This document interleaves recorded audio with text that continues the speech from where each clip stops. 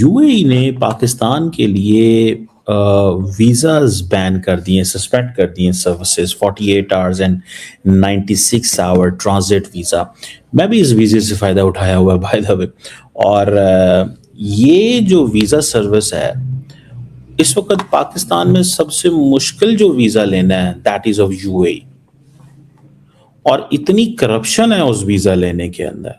Pakistan passport के हवाले से और पाकिस्तान को जो वीज़ों की मुश्किलात आ रही है, इस पे तो बात करेंगे कि यूएई से जो खबरें आ रही हैं कि जी यूएई हुकूमत जो है वो पाकिस्तानियों को वीज़े नहीं दे रही। और ये मैं नहीं कह रहा हूँ, ये जो पाकिस्तान की होम मिनिस्ट्री या इंटीरियर मिनिस्ट्री है उसकी एडिशनल सेक्रेटरी की स्टेटमेंट है। सर मुंडाए ओले पड़ गए और गरीबी में आटा, गरीबी परमानेंट गरीब पाकिस्तान को एक और बड़ा चांटा, जोरदार चांटा कहना चाहिए, यूएई की तरफ से लगा है। यूएई ने वीजा फ्रीज कर दिए हैं पाकिस्तान के, और यूएई जो है पाकिस्तानियों को वीजा ही नहीं इशू कर रहा है। $2 बिलियन एक तरफ वो कह रहे हैं, दूसरी तरफ वो ये कह रहे हैं, तीसरी तरफ इंडिया के साथ उनके बहुत अच्छे ताल्लुकात बढ़ गए हैं। अब यूएई का जो इमिग्रेशन है उसने 48 आवर और 96 आवर के ट्रांजिट वीज़ा पाकिस्तानी नेशनल्स को देना था। और ये बेसिकली जो वीएफएस का ग्लोबल पोर्टल है एमिरेट्स वीज़ा सर्विसेज, उसमें डाला गया। मैं आपको थोड़ा सा बता दूं कि इसका बैकग्राउंड क्या, और ये सिर्फ यूएई की बात नहीं है बल्कि सऊदी अरेबिया का भी उन्होंने जिक्र किया है। और वो कह रहे हैं कि जी यूएई पाकिस्तानियों को वीजे जारी नहीं कर रहा। जो इंटीरियर मिनिस्ट्री है उन्होंने सेनेट कमेटी को आगाह कर दिया। पाकिस्तानी हैं उनको बहुत मुश्किल से जो यूएई है वो वीजा दे रहा है, और नैरोली ये कह सकते हैं कि जो पाकिस्तान का पासपोर्ट है वो बैन कर चुका है यूएई। मिडल ईस्ट की जियोपॉलिटिक्स में इस वक्त एक बड़ा शिफ्ट देखा जा रहा है, जहां यूएई और पाकिस्तान के ताल्लुकात में काफी कशीदगी नजर आ रही है। इसका सबसे बड़ा सबूत यूएई का वो फैसला है जिसमें उन्होंने पाकिस्तानी नेशनलिस्ट के लिए 48 घंटे और 96 घंटे की ट्रांजिट वीजा सर्विसेज को सस्पेंड कर दिया है। हालांकि ऑफिशियल तौर पर इसका कारण अनऑथोराइज्ड ओवरस्टेइंग और ट्रांजिट वीजा का मिसयूज को बताया गया है, लेकिन एक्सपर्ट्स का मानना है कि ये मामला सिर्फ इमिग्रेशन तक महदूद नहीं है। ये मूव एक तरह से डिप्लोमेटिक सिग्नल है, क्योंकि यूएई अब अपनी इमिग्रेशन पॉलिसी को काफी सिलेक्टिव बना रहा है, जहां वो गोल्डन वीजास के जरिए बड़े इन्वेस्टर्स को तो वेलकम कर रहा है, लेकिन आम मुसाफिरों पर सख्ती बढ़ा रहा है। इस वीजा रिस्ट्रिक्शन के साथ साथ एक बड़ा फाइनेंशियल क्राइसिस भी सामने आया है। रिपोर्ट्स के मुताबिक यूएई ने पाकिस्तान पर $2 बिलियन का लोन अगले 2 महीने के अंदर वापस करने का दबाव डाला है। पाकिस्तान ने इस कर्जे को चुकाने के लिए 2 साल की एक्सटेंशन मांगी थी, लेकिन यूएई ने सिर्फ 1 या 2 महीने का ही शॉर्ट टर्म रोल ओवर दिया है। ये दिखाता है कि यूएई अब फाइनेंशियल मदद के पुराने अनकंडीशनल रवैये को छोड़कर एक सख्त और ट्रांजैक्शनल अप्रोच अपना रहा है, जो पाकिस्तान के लिए आने वाले वक्त में एक बड़ी मुश्किल खड़ी कर सकता है। यूएई ने पाकिस्तान के लिए वीज़ाज़ बैन कर दिए, सस्पेंड कर दिए services 48 hours and 96 hour transit visa. मैं भी इस वीज़े से फ़ायदा उठाया हुआ है बाय द वे। और ये जो वीज़ा सर्विस है, इस वक्त पाकिस्तान में सबसे मुश्किल जो वीज़ा लेना है दैट इज़ ऑफ यूएई। और इतनी करप्शन है उस वीज़ा लेने के अंदर। I have been speaking to few people. मेरा कोई यूएई में कोई बिजनेस नहीं है, ना मैं वहाँ काम करता हूँ, लेकिन रिसेंटली मेरे कुछ दोस्तों ने जाना था तो उनके लिए मुझे पता करना था। तो बिजनेसमैन को तो देते नहीं है वीजा। अच्छा, पाकिस्तान से वो लोग जो अच्छे भले पैसे दाएं बाएं करके यूएई ले जाए, दे कैन गो, ठीक है, एंड दे आर गोइंग। कहा जाता है कि जो मलिक रियाज जो है the property tycoon in Pakistan, he took away around $6 billion के करीब, कहा जाता है कि वो पैसा पाकिस्तान से लेके गया। इसकी क्या वजह है? यूएई पाकिस्तान को इतना टाइट क्यों कर रहा है? एक सवाल है कि यूएई पाकिस्तान को इतना टाइट क्यों कर रहा है। और बल्कि अभी भी मुझे ये पता चला है कि पाकिस्तान ने जो $2 अरब लोन लिया हुआ था, वो पहले पाकिस्तान को आज 1 महीना वो मैच्योर हो गया था, हमने उनको देना था। यूएई के साथ एग्रीमेंट किया हुआ था कि वो कुछ देर के लिए हमारे डिपॉजिट करा दें।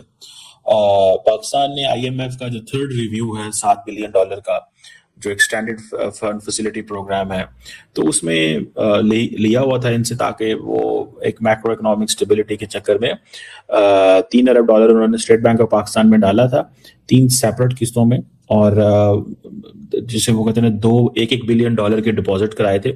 और जो तीसरा $1 है वो जुलाई 2026 में मैच्योर होना है। तो वो कह रहे हैं कि वापस करो भाई। पहले 1 महीने का सुनने में आया था, पाकिस्तान ने 2 साल की एक्सटेंशन कही थी, लेकिन थोड़ी देर की रिन्यूअल्स दी गई।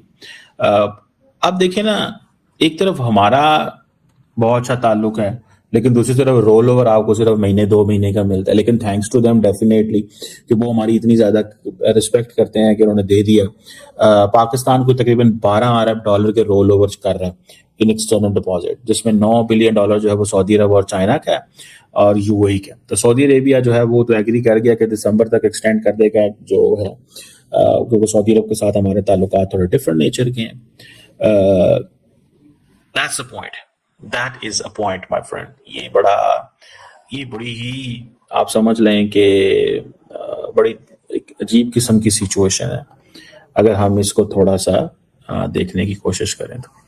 अच्छा, अब मैं अगर सिर्फ इसी पे बात करूं कि ये जो $2 बिलियन एक तरफ वो कह रहे हैं, दूसरी तरफ वो ये कह रहे हैं, तीसरी तरफ इंडिया के साथ उनके बहुत अच्छे ताल्लुकात बढ़ गए हैं। अब यूएई का जो इमिग्रेशन है उसने 48 आवर और 96 आवर के ट्रांजिट वीजा पाकिस्तानी नेशनल्स को देना था। सर मुंडाए ओले पड़ गए और गरीबी में आटा, गरीबी परमानेंट गरीब पाकिस्तान को एक और बड़ा चांटा, जोरदार चांटा कहना चाहिए, यूएई की तरफ से लगा है। यूएई ने वीजा फ्रीज कर दिए हैं पाकिस्तान के, और यूएई जो है पाकिस्तानियों को वीजा ही नहीं इशू कर रहा है। जो सीनियर इंटीरियर मिनिस्ट्री के सेक्रेटरी हैं सलमान चौधरी, उन्होंने ये बात कही है कि जो पाकिस्तानी हैं उनको बहुत मुश्किल से जो यूएई है वो वीजा दे रहा है, और नैरोली ये कह सकते हैं कि जो पाकिस्तान का पासपोर्ट है वो बैन कर चुका है यूएई। और सऊदी भी है, वो भी ऑलमोस्ट, यूएई और सऊदी की बात करें तो दोनों ने एक साथ पाकिस्तान का जो वीजा है उसको बैन करने का प्लान बना लिया। और इसके पीछे का कारण तो आप सब जानते हैं कि जो आईएमएफ का बैगर इन चीफ है वो फॉर अ रीजन है। उनके जितने भी लोग हैं, पाकिस्तान की जो पर्ची है, आपको पता है कि दुनिया भर में तो डिग्री और सर्टिफिकेट चलते हैं, लेकिन पाकिस्तान की पर्ची चलती है। वो फ्लाइट पे चढ़ने से पहले ही पर्ची बांटना काटना शुरू कर देते हैं, जो चंदा ज़कात मांगते हैं, और वो टूरिस्ट बनकर जो घूमने फिरने के लिए अपने आप को बड़े बड़े महंगे लग्जरी बैग्स और अच्छी मेकअप लगाकर महिलाएं तक जाती हैं। इन बदलते ताल्लुकात के पीछे कुछ बड़े डिप्लोमेटिक रीजंस भी काम कर रहे हैं, खास तौर पर पाकिस्तान का सऊदी अरेबिया के साथ बढ़ता हुआ डिफेंस कोऑपरेशन। गल्फ पॉलिटिक्स में सऊदी अरेबिया और यूएई के बीच रीजनल इन्फ्लुएंस को लेकर एक पुरानी राइवलरी रही है, और ऐसे में पाकिस्तान का सऊदी की तरफ झुकाव और अबू धाबी के लिए पसंदीदा बात नहीं रही। इसके साथ साथ यूएई और इंडिया की बढ़ती हुई स्ट्रेटेजिक पार्टनरशिप ने पूरी गेम बदल दिया है। यूएई ने साफ तौर पर भारत के साथ कोऑपरेशन बढ़ा रहा है। यूएई ना सिर्फ इंडिया के साथ बड़े ट्रेड एग्रीमेंट्स कर रहा है, बल्कि उन्हें इस्लामिक फोरम्स में भी ज्यादा जगह देने की वकालत कर रहा है, जिस वजह से पाकिस्तान का डिप्लोमेटिक लेवरेज काफी कम हो गया है। आखिर में ये पूरा मामला ट्रांजैक्शनल डिप्लोमेसी का एक नए दौर की तरफ इशारा करता है। यूएई अब अपने इकोनॉमिक और इमिग्रेशन टूल्स का इस्तेमाल करके अपनी स्ट्रेटेजिक प्रायोरिटीज को एनफोर्स करने से पीछे नहीं हट रहा है। गल्फ नेशंस अब हिस्टोरिकल रीजनल ब्लॉक्स के बजाय अपनी इंटरनल इकोनॉमिक ग्रोथ और ग्लोबल अलायंसेस को ज्यादा अहमियत दे रहे हैं। अगले कुछ महीने काफी क्रिटिकल होंगे, क्योंकि ये देखना दिलचस्प होगा कि क्या दोनों मुल्क कोई मिडिल ग्राउंड निकाल पाते हैं, या ये फाइनेंशियल और डिप्लोमेटिक प्रेशर रप्चर किसी नए परमानेंट रियलाइनमेंट की वजह बनेगा।